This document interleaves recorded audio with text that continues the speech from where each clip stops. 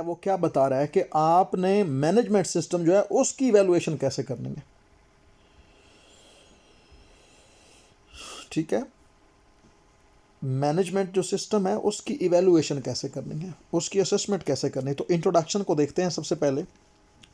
Introduction में वो कहता है the major purpose of all school and other educational institutions should be to contribute the development of dynamic self-renewing society by assuming a major role in the preparation of citizens, and especially the children and youth, to participate in and contribute effectively and constructively to orderly development of the society.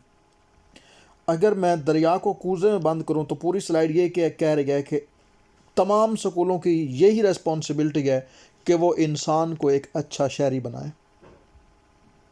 ठीक है, देखो मैं अब translate करूंगा इसको। Major purpose of all schools, तमाम school का मकासद, स्कूल्स के मकासद क्या हैं, या दूसरे जितने भी educational institution, should be to contribute the development of a dynamic self renewing society, कि सोसाइटी को डायनामिक बनाना है। डायनामिक क्या होता है, जो वक्त के साथ साथ according to change, according to the newness, according to the new technology, according to the new science, can change with the pace, with the development of all spheres of the world. और फिर self renewing, self renew क्या होता है, देखो हर person को touch mobile की need है, अब वो फील करता है कि मेरे पास होना चाहिए, ये है सेल्फ रिन्यूइंग। और फिर फर्दर वो क्या कहते हैं, by assuming a major role in the preparation of citizens. ये कैसे होगा, जब आप सिटीजन्स को प्रिपेयर करोगे, और ये किन की जिम्मेदारी है, इंस्टीट्यूशन की जिम्मेदारी है, और and specially the children and youth. बाकी लोगों सबको छोड़ दो, जो हमारे चिल्ड्रन है, जो हमारी यूथ है, उसको अच्छा शहरी बनाना हर इंस्टीट्यूशन का राइट है, फ़र्ज़ बनता है। और फिर टू पार्टिसिपेट, क्यों ऐसा बनाना है, यानी उनको अच्छा क्यों बनाना है, so that they can participate, किस में पार्टिसिपेट करें, in the development of society with constructive way and with effective way. इससे आगे देखें, need and importance of evaluation and management, यानी मैनेजमेंट की इवेलुएशन क्यों ज़रूरी है, क्यों करना। अच्छा, मैनेजमेंट का क्या मतलब है, यानी जो ऑफिसर्स हैं या जो डिपार्टमेंट बने हुए हैं उनकी भी इवेलुएशन होनी चाहिए कि वो क्या कर रहे हैं, सिर्फ टीचर्स की नहीं, बच्चे क्या कर रहे हैं उनकी नहीं, बच्चों की तो इवेलुएशन होती है एग्जाम की सूरत में। मैनेजमेंट सिस्टम क्या कर रहा है हमारा, क्या वो वेल ऑर्गेनाइज्ड है, चेक एंड बैलेंस करता है, नहीं करता, ज़रूरत किस चीज़ की है। तो देखो, evaluating is often overlooked in the day to day affairs of the school system, यानी स्कूल के जो मामलात हैं या स्कूल का जो निज़ाम होता है एक, उसमें रोज़मर्रा की जो इवेलुएशन है उसको इग्नोर किया जाता है। कहते हैं चलो कोई नहीं, आज गुजर गया कल ठीक कर लेंगे, कल भी गुजर जाता है फिर भी ठीक नहीं होता, पर उससे अगला दिन भी गुजर जाता है फिर भी ठीक नहीं होता। In reality the ongoing evaluation of program personnel and activities may be one of the more important aspect of the quality of efforts being extended by the organization. Evaluation होता है जायज़ा लेना, इवेलुएट करना, जायज़ा। अच्छा, अब देखिए ज़रा वो क्या कह रहे हैं कि जब हम रोज़ाना की ये जो ऑन गोइंग इवेलुएशन होती क्या है, ऑन गोइंग इवेलुएशन जजमेंट जो होती है, ये कंटिन्यूस जो जजमेंट करते हैं आप, कंटिन्यूस वो होती है हर लम्हा चेक करें कहाँ पे फ्लाज हैं, कहाँ पे वीकनेसेस हैं, कहाँ पे ज़रूरत है डेवलपमेंट की। ये जो ऑन गोइंग इवेलुएशन होगी किसी भी प्रोग्राम के अंदर या प्रोग्राम के पर्सनल की, और उनकी जो वो एक्टिविटी परफॉर्म कर रहे हैं उनकी, तो क्या होगा, वो कहते हैं अगर ये करोगे तो it will be a most important aspect. किस सेंस में, when you will enhance the quality of your efforts, यानी अपनी एफर्ट्स जो कर रहे हो उनकी क्वालिटी, उनको क्वालिटेटिव बनाना है ना, अपनी एक्सपर्टी उनमें डालनी है। You will have to be checked each and everything with continuity. अब इवेलुएशन प्रोसेस होता क्या है, the following question should be examined. यानी अगर ये क्वेश्चन है ना, अगर आप हर कोई अपने आप से ये क्वेश्चन करे तो इसका मतलब कि evaluation is going on. Question क्या है?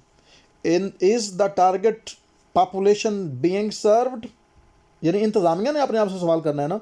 अगर फ़र्ज़ करो सीओ बैठा है, उसने एक स्कूल बनाया है, स्कूल जाके उसने दरिया के किनारे पे बना दिया जहाँ पे सिर्फ 2 डेरे हैं या 2 घर हैं, वहाँ स्कूल की क्या ज़रूरत थी? वो बच्चे तो 2-4 बच्चे उनके जो थे वो साथ वाले मोहल्ले में भी जा सकते थे। तो is the targeted population being served? यानी जो पॉपुलेशन आपने टारगेट की है कि जिसको हमने एजुकेट करना है, उसको आप सर्व भी कर रहे हैं कि नहीं कर रहे हैं? उनको तालीम उनके तक पहुंच रही है कि नहीं पहुंच रही? दूसरा सवाल, is the program producing the desired results? यानी ये जो आपने एक इंस्टीट्यूशन बना दिया, फिर उसके अंदर 5वीं तक 8वीं तक मैट्रिक तक तालीम जारी कर दी, फिर उस प्रोग्राम के मकासद तय किए, तो मकासद तय करने के बाद क्या आपके जो डिज़ायर्ड मकासद थे कि आपने बच्चों को किस तरह का बनाना है, उनको वेल्डर बनाना है, उनको आपने CSP अफसर बनाना है, उनको क्लरिकल स्टाफ में लेके जाना है आपने, या उसको सिविल का डिप्लोमा करवाना है, क्या वो सारे मकासद पूरे हो रहे हैं? Your delivering education is according to the level of your achievement and level of your learning outcomes? यानी जो आपने एक गोल सेट कर लिए थे उसके मुताबिक सारा काम हो रहा है, गोल्स अचीव हो रहे हैं? तीसरा सवाल, is the program cost effective? Cost effective क्या होता है? कास्ट इफेक्टिव वो प्रोग्राम होता है जिसके अंदर एक्सपेंडिचर और इनकम जो है दोनों बराबर रहें, ना ऊंच नीच ना हो, या मतलब इनकम ही ज़्यादा रहे एक्सपेंडिचर कम रहे, वो होता है कास्ट इफेक्टिव। जिसके ऊपर मिनिमम लागत आए, कम से कम खर्चा हो, दैट इज़ कास्ट इफेक्टिव। वो कह रहे हैं क्या ये प्रोग्राम कास्ट इफेक्टिव है? इसके ऊपर ऐसा ना हो कि अरबों रुपए में खर्चा करके प्रोग्राम सारे का सारा जो है वो डाउन हो जाए। इसके बाद, is the program compatible with other programs? यानी ये जो आप प्रोग्राम लॉन्च करने जा रहे हैं ये कंपीट करेगा बाकी प्रोग्राम के साथ? यानी बच्चों में कंपटीशन क्रिएट करेगा, बच्चे कंपीट करके दूसरे लोगों के साथ जाएंगे कि is there will be any race? अगर है तो दैट इज गुड। अच्छा, फिर does the programme support the mission of the school? हर चीज़ का एक मिशन है ना, स्कूल का मिशन पूरा हो रहा है कि नहीं? ये है। अगर ये सवाल कर लिए जाए तो इवैल्यूएशन जो है वो हो रही होती है। ये सवाल कौन करता है? कोई भी नहीं। अच्छा, फिर the evaluation function is best performed when it is located under the superintendent and not involve any other function of the school organisation.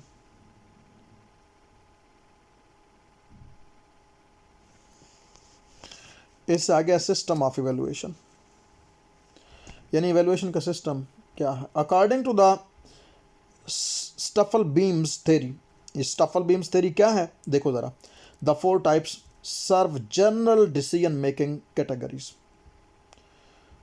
Context evaluation, input evaluation, process evaluation and product evaluation. अच्छा, अब समझें ये चारों चीज़ें हैं क्या। Context evaluation क्या होता है? Context evaluation behind the scene होता है। देखो, आप लोग अगर स्कूल में जाके, फ़र्ज़ करो आप इवैल्यूएटर हैं, आप इंस्पेक्टर हैं, एडमिन ने आपको भेजा जाओ उस स्कूल को चेक करके आओ। आपने स्कूल को जाके चेक किया, टीचर से पूछा, हेड से पूछा, बच्चों से पूछा, सब ने बताया each is well performed, each and everything is good, none is insufficient, we have well prepared system. यही चीज़ें आपको मिलेंगी स्कूल के अंदर से। अच्छा, छुट्टी हो जाए, वो एडमिन किसी को ना बताया कि ही इज़ द एडमिन, जाके 4-5 पेरेंट्स से मिले, 2-4 बच्चों से मिले, स्कूल की कंडीशन पूछे, he will get totally opposite meaning, he will get only totally opposite information. The teachers are too much lazy, they are not qualitative, they are not up to date, students are very lazy, students are lazy bluffers, there is no administration.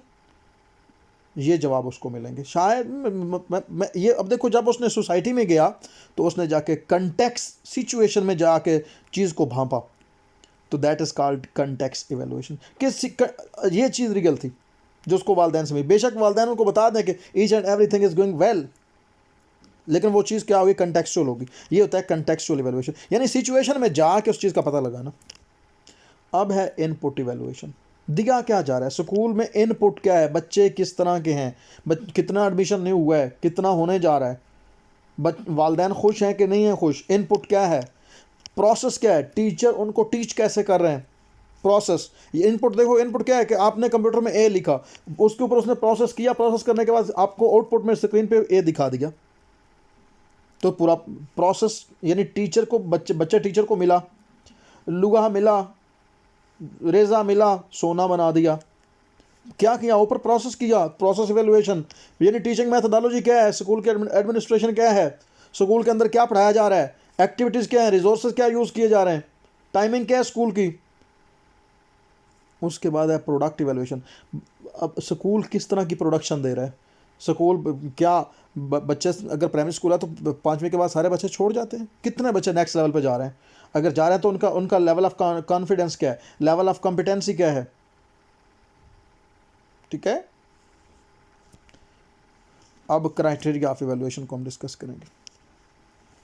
Criteria of evaluation, यहाँ तक किसी का कोई question है तो वो पूछ सकता है, गूंगे बन के ना बैठे रहो।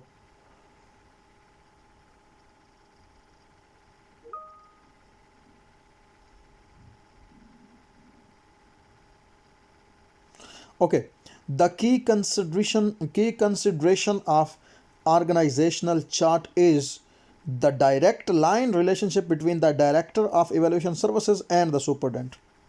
यानी सबसे पहली बात तो यह है कि सबका आपस में इंटरलिंक होना बहुत ज़रूरी है, वो चाहे डायरेक्टर है या सुपरडेंट जो भी है। The implication is not that the evaluator does not have working relationship with other central officer और द डिस्ट्रिक्ट एडमिनिस्ट्रेशन। यानी फ़र्ज़ करो आपका जो सेक्रेटरी एजुकेशन है, सेक्रेटरी एजुकेशन किसका बॉस है, आपका जो सीईओज हैं उनका बॉस है। सेक्रेटरी का बॉस कौन है, मिनिस्टर। मिनिस्टर का बॉस कौन है, चीफ मिनिस्टर। चीफ मिनिस्टर का बॉस कौन है, प्राइम मिनिस्टर।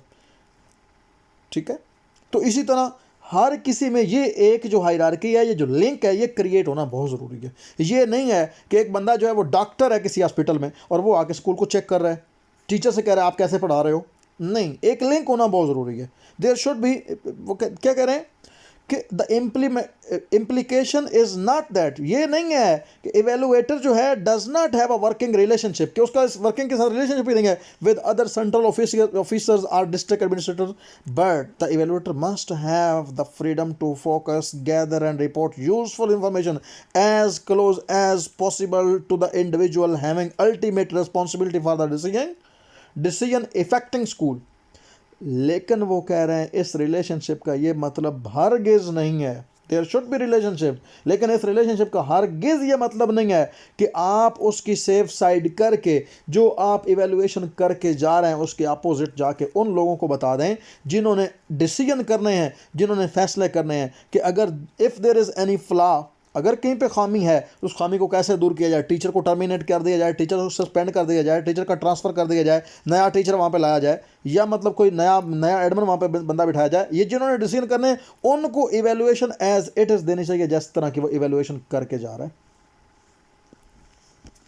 अब कंटेक्स्ट इवेलुएशन देखो, पहले भी मैंने आपको समझाया फिर समझा रहा हूँ। कंटेक्स्ट इवेलुएशन वो कह रहा है कि focusing, gathering and reporting useful information addressing the present and desired program, defining the existing setting and identifiable influences political, economical and sociological। यानी सोसाइटी क्या कहती है, उनकी इकोनॉमिक कंडीशन क्या है, वहाँ पॉलिटिक्स कितने इन्वॉल्व है, सारी चीज़ें जो हैं वो सारा पीछे से एक जो फीडबैक है वो लेके जाए। वो information criteria,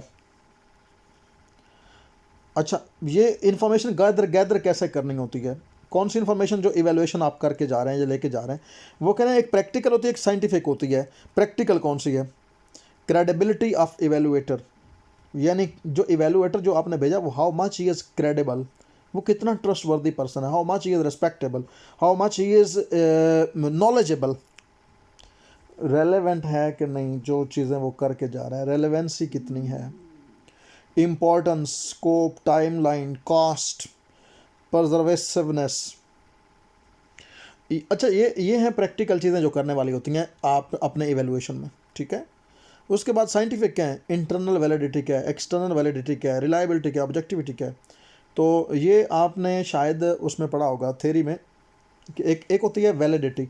validity what is extend to measure, यानी जो मेजर किया जाए। इंटरनल वैलिडिटी और एक्सटर्नल वैलिडिटी में फ़र्क क्या है? इंटरनल वैलिडिटी जो इंटरनल सिचुएशन को बताती है, और एक्सटर्नल वैलिडिटी जो एक्सटर्नल सिचुएशन को बताती है, जिसमें एक्सटर्नल जो इवेलुएटर होता है हाउ मच ही इज़ क्रेडिबल। इसके बाद रिलायबिलिटी क्या है? रिलायबिलिटी ये है, अब देखो समझो रिलायबिलिटी होती क्या है। रिलायबिलिटी ये है कि देखो फ़र्ज़ करो मैं इवेलुएटर हूँ और मैंने जाके एक स्कूल को चेक किया, स्कूल को चेक करके मैंने एक रिपोर्ट बनाई, रिपोर्ट बना के मैंने भेज दी, उन्होंने एक और इवेलुएटर भेज दिया, उस इवेलुएटर ने भी आके रिपोर्ट बनाई, चेक किया, रिपोर्ट बना के भेज दी। उन लोगों ने उन दोनों रिपोर्ट्स को चेक किया, दोनों रिपोर्ट्स में जवाब सेम थे। अगर जवाब सेम थे या जो भी उन्होंने फाइंड आउट किया वो सेम था तो इट वाज रिलायबल इवेलुएशन। अगर सेम नहीं है, फ़र्क है, फ़र्क 10-15 का फ़र्क नहीं बता रहा, 50% फ़र्क है, मैंने कुछ और लिखा उसने कुछ और लिखा, तो वो रिलायबल नहीं है। ऑब्जेक्टिविटी क्या होती है? ऑब्जेक्टिविटी और सब्जेक्टिविटी में पहले फ़र्क समझ लो। सब्जेक्टिविटी ये होती है जिसमें मैं अपनी पर्सनल बायसनेस को शो करवाऊंगा, ऑब्जेक्टिविटी ये होती है जिसमें पर्सनल बायसनेस को शो नहीं करवाऊंगा। आज अब देखें, एक बार फिर सुने। फ़र्ज़ करो मैं स्कूल को चेक करने गया, स्कूल को मैंने चेक किया, उन्होंने मुझे चाय पेश नहीं की, उन्होंने मेरे साथ बुरा बिहेव किया, लेकिन सिस्टम उनका बहुत वेल था, सिस्टम उनका बहुत अच्छा था, each and every thing was up to the mark, और मैंने रिपोर्ट में लिख दिया कि यहाँ कुछ भी नहीं है, तो मैं सब्जेक्टिव हो गया, मैं सब्जेक्टिव हो गया, क्योंकि मेरी बेइज्जती हुई थी ना, मुझे चाय पेश नहीं की गई, मेरा इस्तकबाल नहीं किया गया था, तो मैं सब्जेक्टिव हो गया, मैंने उनको बुरा भला लिख दिया। तो ये है सब्जेक्टिविटी। मुझे उन्होंने जितना बुरा भला कहा, मैंने उनकी रिपोर्ट को जिस तरह थी उसी तरह की मैंने डाल के मैंने रिपोर्ट भेज दी। तो मैंने अपनी ज़ाती, अपने इंटरनल जो मेरी क्वालिटीज़ हैं या बैडनेस है उसको मैंने इन्वॉल्व नहीं किया कि मुझे ये अच्छा लगता है, ये यहाँ पे नहीं है, सिस्टम जो चाहता है वो चीज़ होनी चाहिए। तो मैंने ऑब्जेक्टिव होकर रिपोर्ट बनाई।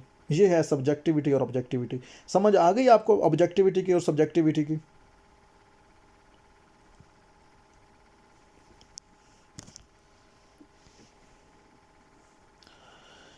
चलें, ठीक है, ठीक है।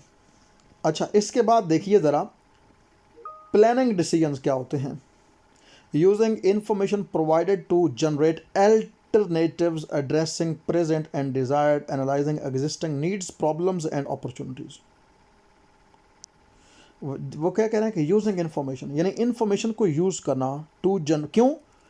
ताकि जो आपकी नीड्स हैं, जो आपके प्रॉब्लम्स हैं, जो आपकी एग्जिस्टिंग अपॉर्चुनिटीज़ हैं, उनको एनालाइज करने के लिए इंफॉर्मेशन को यूज़ करना, ताकि plan A, plan B, plan C, ये सब कुछ बनाया जा सके। अब है इम्प्रूविंग मैनेजमेंट थ्रू इवेलुएशन। अब देखो इवेलुएशन तो हो गई, खामियों का भी पता चल गया, खूबियों का भी पता चल गया। अब हम उस इवेलुएशन को बेस करते हुए अपनी मैनेजमेंट को, जहां फ्लाज हैं, उसको इम्प्रूव कैसे कर सकते हैं। देखो ज़रा, evaluation is itself a methodological activity which is essential similar whether we are trying to evaluate coffee machines or teachings machines, plans for a house and a plans for a curriculum। यानी वो कह रहे हैं कि evaluation एक method है, एक activity है जो बिल्कुल सेम है जिस तरह आप लोग चाय को भी चेक कर रहे होते हैं। वो कह रहे हैं कॉफ़ी को हम चेक कर रहे थे, कॉफ़ी मशीन्स को भी चेक कर रहे होते हैं कि इसमें क्या ख़राबी है, चाय क्यों नहीं बन रही, या अगर चाय बन रही है तो उसमें मीठा कम है, मीठा और डाला जाए। Same is the case with teaching machines. Teaching machine mean teachers या एडमिनिस्ट्रेटर्स। तो वो कह रहे हैं कि इसके लिए भी सेम प्लान है, जो प्लान आप लोगों ने टी मशीन्स के लिए या कॉफ़ी मशीन्स के लिए किया, same is the plan for the curriculum. One of the values of the concept of evaluation is the emphasis on the goals and goal justification। यानी सबसे मेन चीज़ जो evaluation में है वो ये है कि आप इवेलुएशन करते ही इसलिए हैं ताकि मैक्सिमम लेवल पे हम जाके अपने लर्निंग आउटकम जो है उनको अचीव करें और उनको जस्टिफाई भी करें। अगर आपके लर्निंग आउटकम्स जो हैं वो अचीव नहीं हो रहे तो इट्स मीन कि आपकी इवेलुएशन जो है वो बता रही है कि आपकी एडमिनिस्ट्रेशन में भी फ्लाज हैं, टीचिंग मशीन्स में भी फ्लाज हैं, सिस्टम में भी फ्लाज हैं, सारे सिस्टम को इम्प्रूव करने की ज़रूरत है। तो आपकी जो भी वर्किंग हो रही है मस्ट बी गोल ओरिएंटेड, हमेशा गोल्स पे फोकस्ड हो। Evaluation should not only be decision oriented but also goal oriented. Decision oriented क्या है जी, ठीक है, अब वो अगर वो प्रिंसिपल स्कूल का काम ठीक नहीं करा, प्रिंसिपल को चेंज कर दें। अच्छा, ये तो डिसीजन हो गया कि प्रिंसिपल को चेंज कर दिया। अच्छा, प्रिंसिपल को चेंज करने के बाद क्या वो नया प्रिंसिपल आके उसने गोल अचीव किया? नहीं किया, तो फिर गोल ओरिएंटेड रहो, डिसीजन ओरिएंटेड ना रहो। The activity consisted in the gathering and combining the performance data with weighted set of goal scales yet either comparative or numerical rating and in a justification of data gathering instruments weighting and selecting of goals. यानी वो कह रहा है कि आपकी evaluation जो है ना, जिस तरीके से आप साइंटिफिकली इवेलुएशन कर रहे हैं या प्रैक्टिकली इवेलुएशन कर रहे हैं, it should be true, it should be credible, it should be waiting, it should be good. और साथ साथ वो क्या कह रहे हैं, it should be goal oriented and selecting of goals. उम्मीद है समझ नहीं आई होगी। अब स्टफल बीम्स क्या 6 स्टेप क्या देता है? स्टफल बीम्स 6 स्टेप वो देता है, वो हैं कौन कौन से? तो देखो वो क्या कहते हैं, states the decision situation in the question form. यानी आपने डिसीजन जब भी आपने करना हो ना कोई डिसीजन, तो उसको वो कह रहे हैं एक सवाल की शक्ल दे लें। और सवाल की जब आप उसको शक्ल देना, वाई से लिखें सवाल को, जब जो भी काम करना चाहे उसको वाई से लिखें, तो आप उसका आंसर मिल जाए तो आपका मसला हल हो जाएगा। दूसरा, specific authority and responsibility for making the decision. Specific person हो जो डिसीजन करे, ये नहीं कि हर नत्थु फत्तू जो है वो डिसीजन करता फिरे, ठीक है। उसके बाद है फार्मुलेट डिसीजन अल्टरनेटिव, यानी डिसीजन जो भी आप कर रहे हैं उसका अल्टरनेटिव तैयार करके रखें। Specific criteria which will become employed in the asserting alternativeness. और फिर determine decisions rules for use for the selecting an alternative, कि रूल भी बनाए कि अल्टरनेटिव डिसीजन जो लेना है उसके लिए क्या रूल्स होंगे। And estimate the timing of the decision, जो भी डिसीजन करना है उसके ऊपर वक्त कितना लगेगा, ये स्टफल बीम कहता है। फिर third stage choosing an alternative क्या है, इसमें वो कहता है कि obtaining information, applying the decision rules, reflection. Reflection क्या होती है, थिंक बिफोर यू डू, यानी करने से पहले सोचो, ये है रिफ्लेक्शन। या रिफ्लेक्शन ये भी होती है कि एक प्रोग्राम मुकम्मल हुआ, उसमें से आपने खामियां देखी, खूबियां देखी, और फिर खामियों का सोल्यूशन निकाला, सोल्यूशन निकालने के लिए आप सोचते हैं, वो है रिफ्लेक्शन। और फिर है confirmation that indicated the choice or recycling. Recycling क्या हो, क्या उसी सारे सिस्टम को दोबारा लेके चलना है, या फिर उसमें कोई चॉइसेस आप लेके आ रहे हैं कि ये चीज़ चेंज कर दी जाए, ये चीज़ चेंज कर दी जाए। और फिर है फोर्थ स्टेज, इसमें वो क्या कह रहा है कि fixing responsibility for implementation of the chosen objectives. यानी वो कह रहा है सबसे पहली बात तो ये है कि आपने जो ऑब्जेक्ट चूज़ किए हैं उनकी इम्प्लीमेंटेशन करवानी है, कि इम्प्लीमेंट हो जाएं, वो रूल अचीव हो जाएं, सॉरी ऑब्जेक्टिव्स पूरे हो जाएं, तो उसके लिए एक फ़िक्स पर्सन को रिस्पॉन्सिबिलिटी दी जाए। और फिर इसका लास्ट पॉइंट पढ़ रहा हूँ, एग्जीक्यूटिंग द ऑपरेशनलाइज्ड अल्टरनेटिव और रिसाइकलिंग। यानी वो क्या कह रहा है कि हमेशा जो आप जो भी अल्टरनेट लेके आ रहे हो उसको भी ऑपरेशनलाइज करवाओ, या उसी चीज़ को पहले वाली को रिसाइकिल किया जाए। अच्छा, इसके बाद मैं लास्ट स्लाइड पे जा रहा हूँ, बल्कि है यही लास्ट है। Teachers, supervisors, administrators and citizen groups need reliable information relating to, यानी टीचर्स को, सुपरवाइजर को, एडमिनिस्ट्रेटर को ये इन्फॉर्मेशन चाहिए, what did or did not work or work well। यानी जब आप इवेलुएशन करके जा रहे हो ना, तो हमेशा ये चीज़ बता के जाओ कि क्या चीज़ काम ठीक कर रही है और क्या चीज़ काम ठीक नहीं कर रही। उसके बाद why it worked and did not work satisfactorily, क्यों नहीं इसने ठीक काम किया, कहाँ पे फ्लॉज थे, अगर किया तो क्यों किया। और फिर modification that may be needed, और ये चीज़ इसमें मज़ीद मॉडिफाई करने की ज़रूरत है। Evaluation should ensure continuously improving the process and program of education, यानी इवेल्यूशन ऐसा ना हो कि साल में एक दफ़ा हो, बल्कि कंटिन्यूअस हो और प्रोग्रेस भी दे और रिपोर्ट भी करे। और उसके साथ evaluation should enable the school and school system to diagnose difficulties and to avoid the destructive upheavals, यानी जो स्कूल सिस्टम है उसके अंदर जो डिफिकल्टीज आती हैं उनको डायग्नोस करने की कोशिश करें, ना कि उनको फिर मुसीबत पे एक नई मुसीबत बनाएं।